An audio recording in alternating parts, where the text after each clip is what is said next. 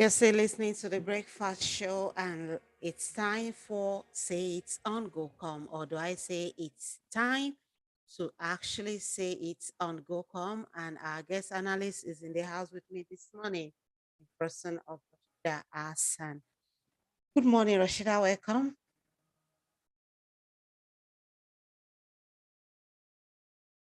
Oh, sorry. Good morning. I didn't realize my mic was still muted. Okay. Yeah.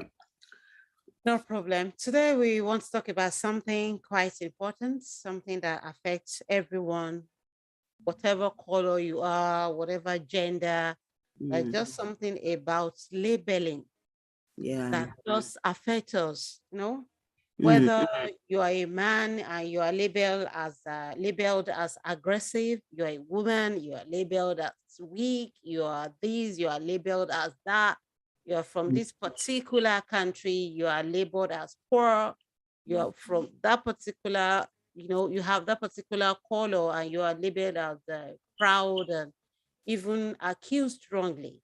yeah. So today I just want us to talk about labeling and why we have to tell our story to actually, send positive narrative out there and give like right information about our identity, Mm, who we really are, so mm, that constantly people don't continuously fall into danger of a single story. mm. Like just that one thing about people from that continent is what you hold on to, and you don't want to get to know this person better. You don't care, and you are judging him or her based on that. Mm. What do you Absolutely. have to say? Yeah. I think there's quite a lot of things to unpack when we want to talk about labeling because a lot of things results in labeling. So people label based on the experience they've had, of particular situation with particular people, or they label based on what they heard, what they have heard.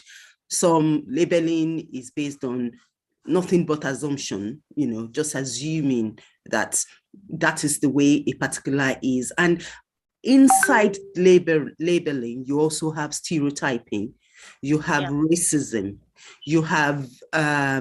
microaggressions, you have all those negative attitudes and beliefs that actually influence people to behave wrongly towards others or to assume wrongly about others. So there's a lot of unpacking to do when we talk about labeling and how particular people are viewed or seen or talked about, or you assume that's just the way they would react, or you hear some one thing or the other and say, oh, it should definitely be. And we are all guilty of it. That's it. That's another thing. At some level or the other, we are guilty of it. And the evil of it is when you're not conscious that that is what you're doing, you get deeper and deeper, and that's when you start having things like um, discrimination. You start having things like aggression towards people. You start having things like hatred, even for certain people, Or just even because of the pity, way unsolicited pity, like pity, sometimes you even undermine them yeah. because you don't you what they can do, you believe they cannot do it just because of the kind of person or the categorization you have done. Now in our lives there will always be some level of categorization, so I will always know that, for instance, I'm originally a Nigerian, Yeah. right? That's given. I will always know that I'm a woman. Well, that's given. I will always know that, okay, I'm dark skinned. But Yeah. where it becomes a problem is when you now associate that with certain either positive or negative things that are generally done About who you are or what you are about who capable I of. am. And so that is where the problem is. And a lot of time it is perpetrating a lot of evil in the society. And then you say, oh, and the thing is, we're so guilty because now let's talk specific about, a country. You and I, migrated from Nigeria. It is so constant. You hear people say, oh, Hausa people, they're so aggressive. They don't do this. Some people, oh, Yoruba people, oh, they are so cunning. They can be this way. Or Igbo people, they're thieves. They don't respect, just those kind of negative stereotyping and labeling. And it's unfortunate that when it goes uncautioned, when you're not when you don't consciously try to stop yourself, because it's a natural thing. Like I said earlier, it's natural for me to see people, and we always want to think about, how would that person behave? What is going on in his mind? Who is he? How would he react to this? It is natural curiosity of human, but it becomes problematic when you now start making assumptions and acting and believing on those assumptions. Yeah, thank you. I am actually curious as a dark skinned person, as a woman, as someone originally from Nigeria, Mm, Africa, as a Muslim woman, mm. as whatever your identity is. What has been the most ridiculous labeling you've had to deal with? Like you were just like, seriously, you actually thought that about me? The thing is, most people, I'm from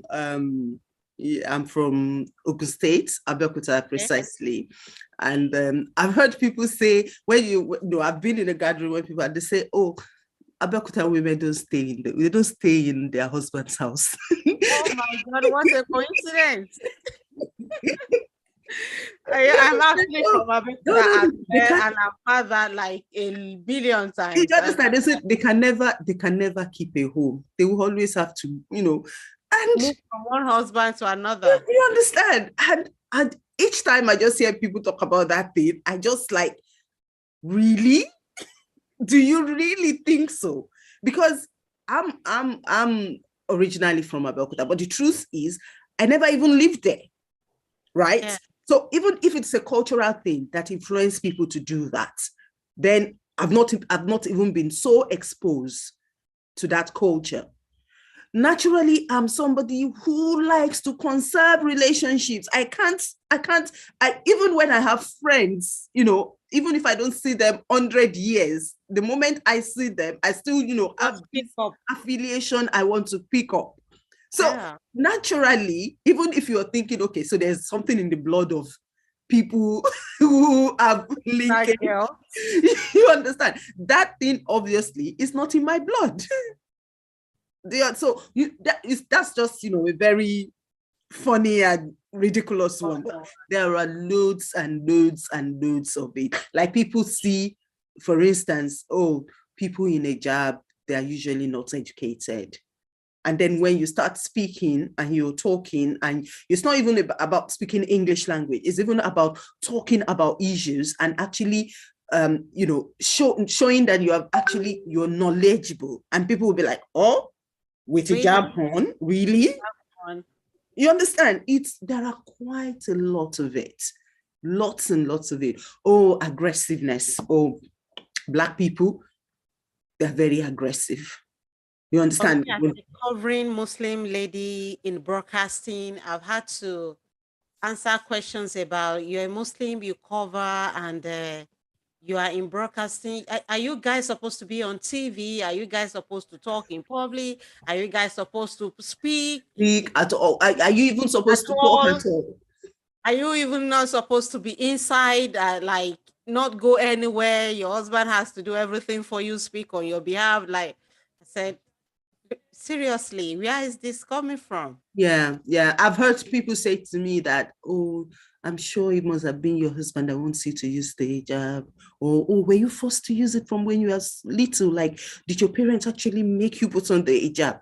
And here is me that I didn't even put on the hijab until I like got to the university. I mean, in my house, I'm the first of my dad's children to actually put on the hijab. So it wasn't something it wasn't a thing. Anybody enforced? It wasn't a thing in my house. And I'd even started using my hijab even before I met my husband. I mean, I started using it in my second year in the uni. So you can now imagine somebody looking at me, seeing me somewhere, and then thinking, oh, it must be one of those people Think poorly that that to any of the men in your life, like your dad or they your have absolutely nothing to do with my wearing the hijab. yeah. Absolutely nothing. But assumptions, It's just assumptions, what it is. assumptions, Rashida, I and want us to talk about now this kind of assumptions, maybe the books we've read, maybe the movies, maybe even what parents subconsciously pass on to their kids that that will just make children form opinion about certain group of people, and mm, that is the single story they have and the stereotype. They treat them yeah, like that, but it has come to it has kind of degenerated now to a situation where maybe people like me, if I do something, then the entire black women from African descent get to be blamed for my blame act. for what you have done. Like when somebody does something, whether his or our religion has to take the blame, and everybody from that tribe or from that religion has to, come out to defend their tribe, their nationality, their religion, their culture, their whatever, because of what somebody they do not even know No, has that's done, fine. just one person or a small group of people or a sect of people or some minority people, and the everybody from with the same affinity, like whether they are all Africans, whether they are all white, whether they are all whoever they are, same religion, the same this or that, and they have to apologize. It has to affect them. What's your opinion on that? Yeah, that's really a very evil thing that is, that is very, very rampant in our society, and especially in this era of the social media, where people just put a lot of stuff about other people, label them, say that, uh, certain people are in a certain way, the Muslims are violent, Black people are loud, um, all kinds of Who are racist? all white people are racist. You Yeah. understand? White people they don't like us. They don't like Black people. You just say that, and you make Probably youth with particular hairstyle and automatically as they are dropout, gangsters, they are dropouts, gangsters. just it is evil, and it is creating a lot of evil in our society. And I don't know, let's just do a bit of reference to the most recent story that is going on our social media in Nigeria Yeah. about the Deborah Samuel killing, and it's something that anybody, regardless of your religion, faith, color, whoever you are, that you'll be sad about, that anybody will be beaten to death and burnt to death. It is it is absolutely saddening, and it's not the kind of things that should be happening in our society at this point in time. Even not at any point in time should it be happening, but that has happened. But in order for us to address the issue, there's a lot of unpacking that we have to do. There's been a lot of stories going around the social media, some fake, some true, some absolute conjectures, people coming up with interpretations of what has happened and all that. I would not want us to dwell too much, on all that. But what I want us to dwell on is this assumption that at the moment that happened, you understand? Then you start having people, oh, those Muslims, those Islam, they have come again. Islam is violence. It's the one that made them do that. It has absolutely nothing to do with Islam, what those people have done. It is not Islamic in any way. It is not Muslim in any way. But it is there. What needs to be addressed is what is happening in the society itself. What Itself. led to that? What kind of conversation can you have with people that would so aggrieve them to the extent of attacking you? What are our choices of words? How do we communicate? about things around us? How do we make our children, see things? How do we, it's true. I personally do not, I feel very sad when Black children are discriminated against, when they are labeled, and I have conversations about this with my children. But as much as I do that, I try to make sure that those conversations do not breed stereotype about the other in them. And it doesn't breed hatred about the other in them. What it breeds is the need for, understanding, the need to actually know that there are ways you should talk and behave with people, regardless whether they are different from you or not. When we don't do that, then we begin to, with what has happened with the Deborah issue. In fact, I had a conversation with somebody this morning, and they sent me a fake video at that, of a lady being beaten, and then, and they were linking that to the Deborah story. And obviously, this is a story that has happened even before the Deborah story, and has absolutely nothing to even do with where that story happened. Right? But what was the message? The message was, oh, see, these Northerners, they are barbarians, they are they're not fit to be living with, using such words on people that you have most likely not have any dealings with. It's inappropriate. It is what is breeding, evil in the society. It is what is causing chaos in the society. Every society everywhere in the world, people have riots. They have rioters. They have people, not only rioters, you have people there's a difference between people who are demonstrating and people who are rioting.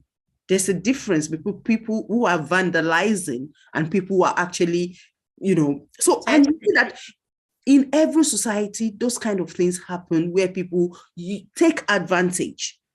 And it is nothing that encourages that, except when people have been given the wrong kind of orientation and upbringing. You are not supposed to incite people, and people are not supposed to be violent towards you.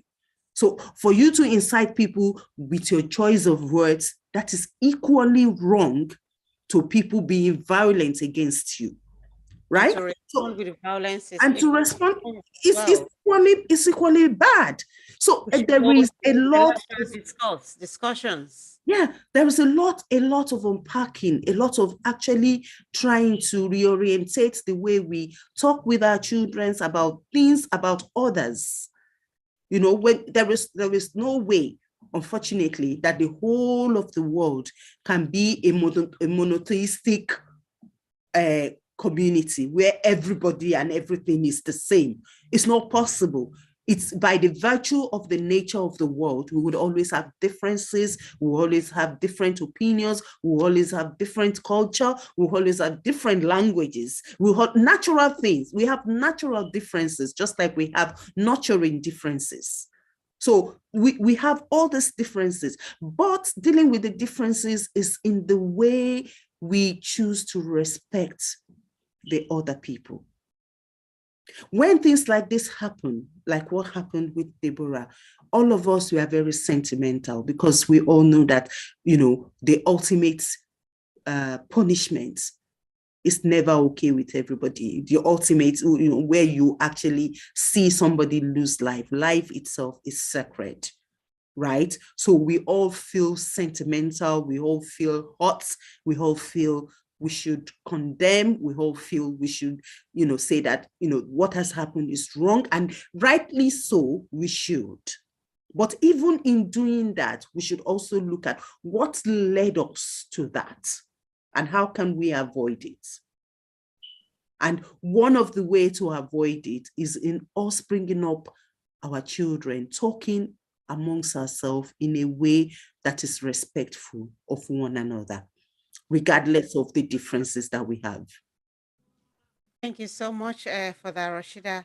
Before I let you go, now we have labeling, we have stereotypes, discriminations, and all these things just bring social exclusion, divide us, and all of that. How best do we, handle labels? How do we correct the fact that if somebody, the fact that a youth has done something wrong, does not mean everybody in each age group are like that?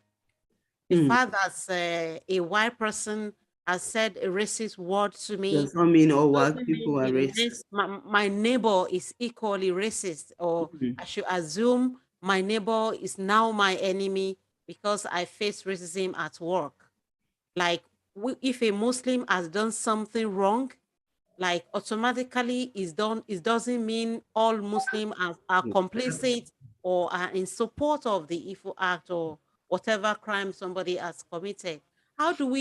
What is the answer? How do we get it right? Like, face Mm. an issue, find solution to an issue without generalizing, without stereotypes, without labeling other people who are in no way affected or should be affected. Yeah, let me say that I think we can't have all the answers, right? We can't have absolute solution because as it were, uh, um, the world is so big and the differences and diversity is so entrenched around the world that we might Yeah. not be able to say a single solution will fit all. But one thing that is very sure is the need for us to reorientate ourselves and the way we look at differences. So maybe when we have shows like yours, we have opportunities as parents, we have opportunities as teachers, we have opportunities as leaders, we have opportunities as community influencers, we have, whatever opportunity you have where you're actually influencing people, you consciously know that there is a need to change orientation about how we view differences and how we view the others. So, Intentional. yeah, we just need to do that. And we need to stop assuming and generalizing. It is an evil thing to do. Assumptions and generalization. Just, somebody you've never met in your life. I've never, for instance, you say, oh, most Igbo people, they are so corny. If you do business with them, I've heard people say that. But the truth, Defraud you, and I've okay, never had any and business transaction with someone from that tribe. this transaction with them. And let me tell you this, unconsciously, I have been guilty of even saying that. You're talking to somebody and you're saying, oh, in Nigeria, Igbos, oh, they are the most cunning people when it comes to business. Now, ask me, have I What's your had evidence? any What's your dealing with any Igbo person? I have never, not on business. Do you understand? But then I say that to somebody who has not even, who are in themselves, I've never met an Igbo person, but maybe out of discussion or not curiosity. throwing a And then business I've thrown that in. Do you understand? It is absolutely wrong. It wrong. is what is dividing our society. It is what is making it very difficult for people who want to perpetrate evil to use the differences that we have to We have. create chaos. Because what do they want? They just want distractions. They don't want you to be able to look at the real issues and address the real issues. So once they know what they want to do, they know where to pull the trigger. And unconsciously, what do? We fall into the trap because we are already wired that way. So there is a need for us to change our orientation. And like I said, it's not something that, okay, you can't just say, okay, everybody from today on start thinking differently. That's Absolutely. impossible. It's not like, for instance, we are having this discussion. How many people have access to this discussion? Right? People would tune to Go FM, right? People who possibly will come across it at a later date, maybe when you put it on the social media. But if you look at the vastness of the world, And does not Um, even mean all the listeners will agree with with my perspective or your perspective. you understand. So the only way is, let's keep saying, and let's know that every position we find ourselves is a responsibility for us to make the world better, right? It's a responsibility for us to make ourselves better. It's a responsibility for us to make our neighbors better, to make our, to have positive influence on people around us and also on ourselves. Because a lot of time we're good at actually telling the other people about what they're doing that is wrong, how they could be better, but we don't examine ourselves. What have I said today that could actually amount to me stereotyping? What have I said today that unconsciously I have labeled someone, and somebody is going to leave me, go away, possibly meet on a different plate, on a different note, somebody that fits that description, and then without even giving them a chance, assume this is who they are, That'll be used against them. and then use that against them. So we all need to be very conscious about it. It's a really endemic situation that we have around the world about assumptions, about stereotyping, labeling, and all that. And the only thing we can do, as far as I'm concerned, is try and take care of your own little corner. Love that. Yeah, take care of your own little corner. The corner, and if I do that, you do that. Before you know it, we can actually achieve, the right perspective, Exactly. mentality.